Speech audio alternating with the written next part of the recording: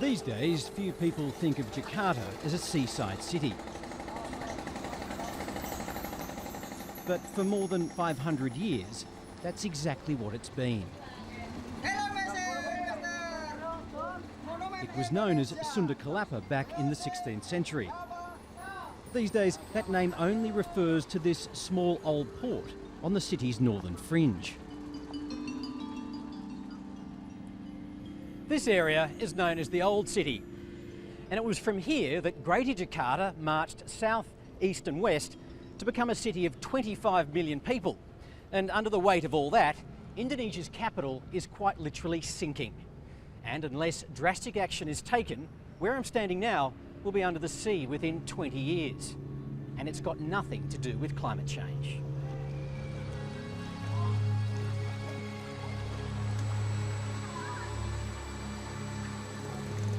Jakarta is a city built on low-lying plains, and that means floods of some sort or other happen all the time.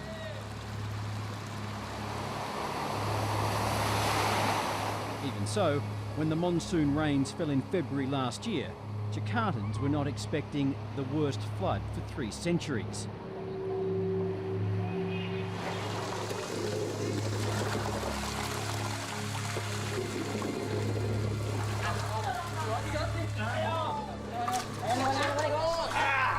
When it was over, 54 people were dead and almost $1 billion worth of damage was done. The diagnosis was clear. Jakarta's floods were getting worse.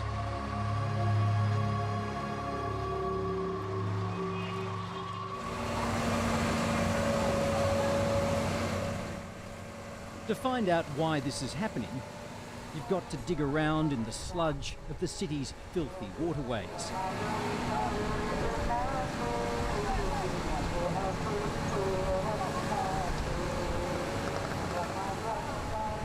So here we are, one of the most important channels in Jakarta, the Western Flood Channel.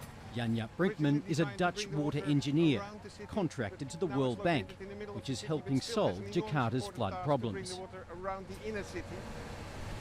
What are the kids looking for here, do you think? They look for scrap, for metal, for bottles, plastic, all that kind of stuff.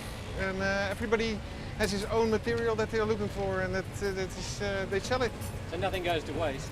Nothing goes to waste. I even know a guy that collects straws, Drinking straws, cleans them again and sells them again. When the Dutch took over 400 years ago, they brought a lot more to the city than just the new name of Batavia. They also built a complex system of flood channels to protect this city crossed by 13 rivers. The Western Flood Channel used to run alongside Batavia's western flank. Today it cuts straight through Jakarta's bloated heart.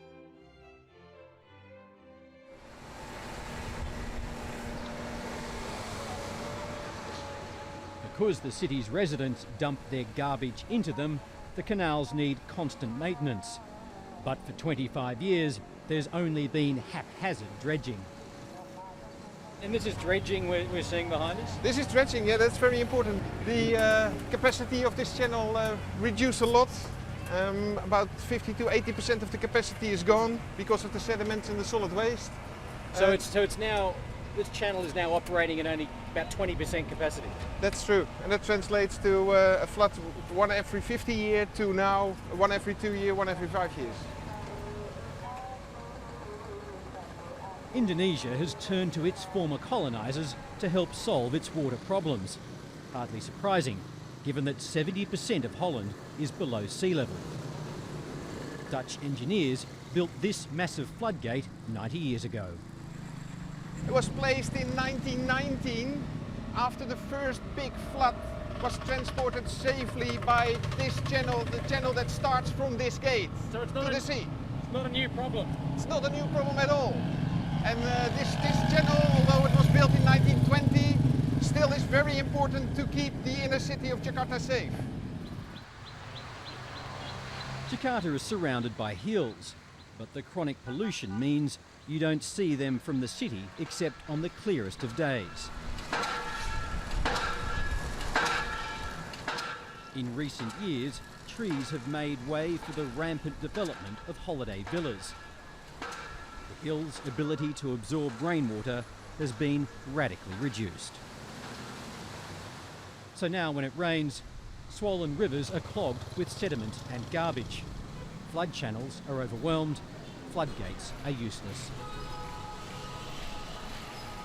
During very high rainfall in the mountains and the large floods, the water comes up to here and rushes into the city and rushes into that side of the city. And the whole area here gets flooded, and the whole inner city gets flooded too. It is the poor living in the slums alongside Jakarta's waterways who are most vulnerable. Flooding is a phenomenon that really pounds the poor. They are the people that live next to the river embankments. They are the people that live on the coastal areas. They are the squatters living next to the canals, etc. So they really suffer the most. Because it's all full of rubbish. It's called sludge. Honju Ham leads the World Bank team, providing $150 million in loans to help fix Jakarta's flood channels. Well, I told you there were two reasons why the flooding is occurring. One is because of urban development. The second is because too much rubbish in the canals. Now look at this canal here. Flooding does not distinguish between wealth. And you have more and more middle-class people that are affected. And in fact, the richest of the rich, the most powerful person in Indonesia, the president himself gets affected by flooding. In the way we commute to the office, the roads all get flooded. The rich with their Mercedes-Benz are still going to be dramatically affected by the floods. You're immobilized in Jakarta when the floods occur.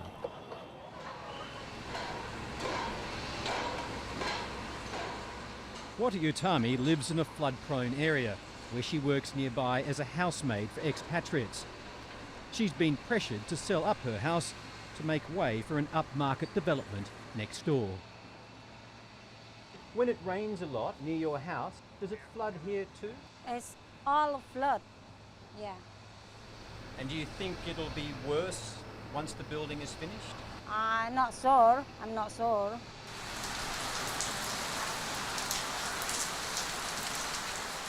This development is an example of the way Jakarta's elites are avoiding the city's water problems. It promises to be flood-proof.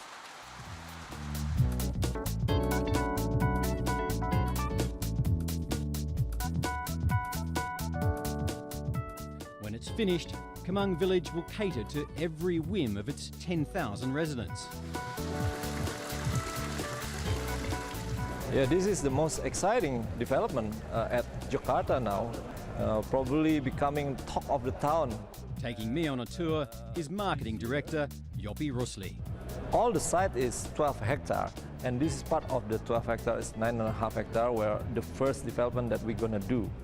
We're gonna start with one big mall, 130,000 square meter, and then 325 suites of hotel.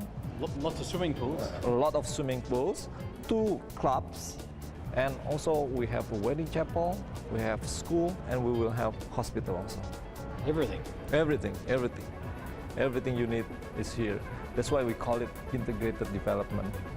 I think that is a solution for what Jakarta people needs.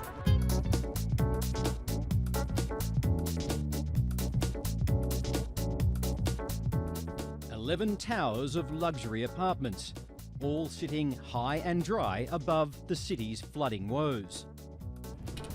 Through the lifting of the building by columns, underneath the water can still pass through and being absorbed to the ground.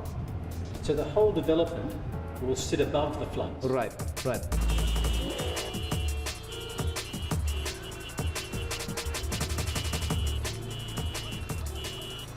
With no effective mass public transport system, traffic congestion in Jakarta rates among the world's worst.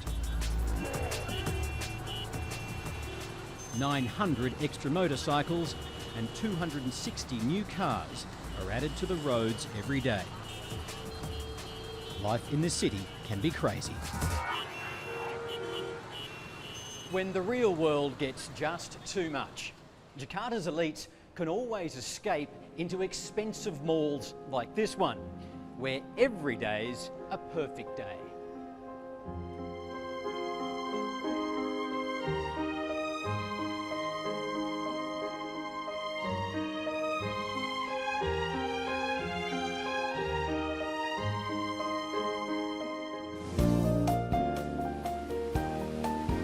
Or if you fancy a day at the seaside 5 floors up, try this place.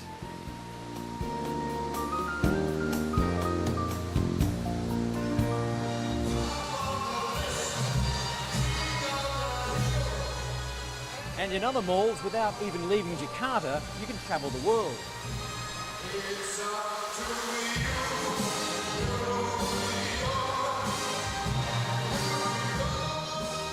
But this city's mall culture is not just innocent escapism for those who can afford it.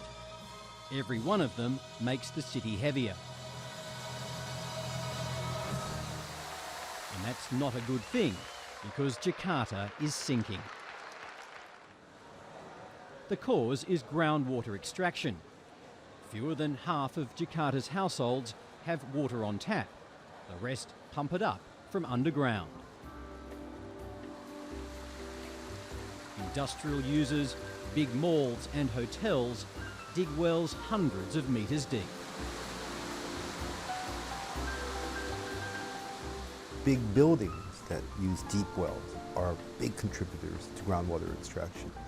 But above and beyond that, when a city develops, the city gets heavier.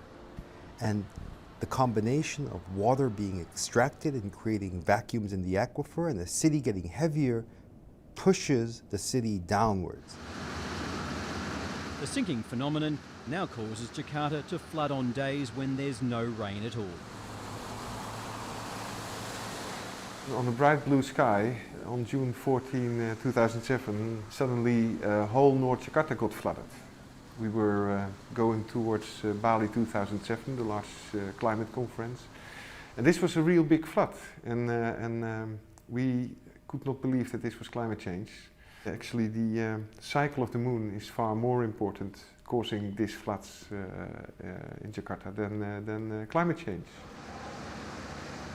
Yanyap calculated that this flooding was entirely predictable. To show us what he meant, in early May this year he suggested we pay a visit to Jakarta's airport, which runs along low-lying land near the sea. And this is what we found. Floodwaters which were forcing travellers to abandon their cars. No choice. As the predictions proved correct, Jakarta's administration began to take notice. The cycle of the moon and the angle of the earth has caused king tides since time began. The difference now is that as Jakarta sinks, it's slipping below sea level.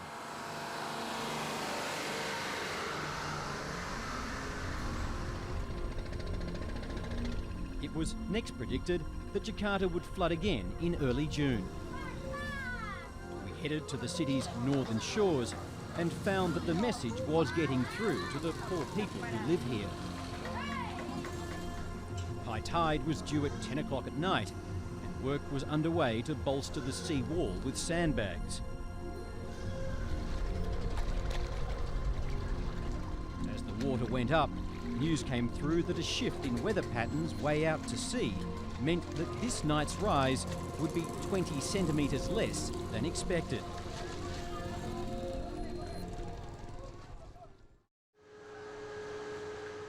This time Jakarta was lucky. It was short of a disaster, but an ominous taste of things to come. The people living down near the sea wall have been lucky. The sandbags have held. It's a different story up here. There's been a breach and the streets are flooded. We're just going to go and have a look.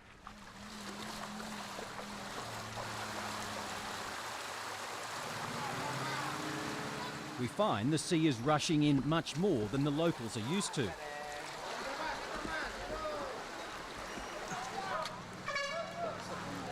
From her family shop, Aswati has spent her whole life watching the waters come and go. dari kecil saya, dari bayi saya tinggal sini. Biasa banjir ya gitu, biasa banjir mah banjir aja. Cuma sedengkul, cuman semalam doang, udah 3 malam. Tahu dah malam ini mah. As the ocean keeps coming, a journey by beach shack is the only way for Aswati to get home safely, where the sea is lapping at her door. Last year, it was less accommodating. Oh, tinggal di sini ya? Iya, ngungsi di atas. Banjirnya semeter lah ada. So this has become normal life for these people, and it could continue, except for the fact that Jakarta is now sinking up to 6 centimetres a year and sometimes more. Now, in 18 years' time, these king tides will return, and this entire area could become uninhabitable. The city is expected to be about 1 meter lower than at the current position. And that means that the sea will come in permanently and floods the first 2, 3, 4 kilometers of the coastal area of Jakarta. And we expect that it will be completely unlivable and it will not be possible to live there if nothing is done.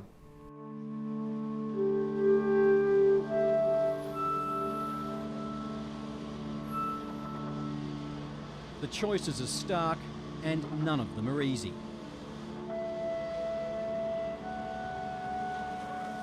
Either stop groundwater extraction or build a massive sea wall off Jakarta's coast. If not, millions of people will be permanently displaced. And if sea flooding coincides with heavy rains in Jakarta and the surrounding hills, things will be even worse.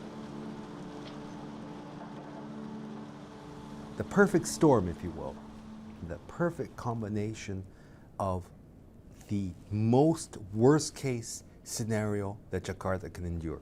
So we are very concerned with what will happen in the next 10 to 18 years. This is the flooding from the sea, but when that combines with a flood during the wet season, like the floods that we saw in 2007 and 2002 and 1996, real big floods, this will bring disaster to Jakarta and affect millions and millions of people.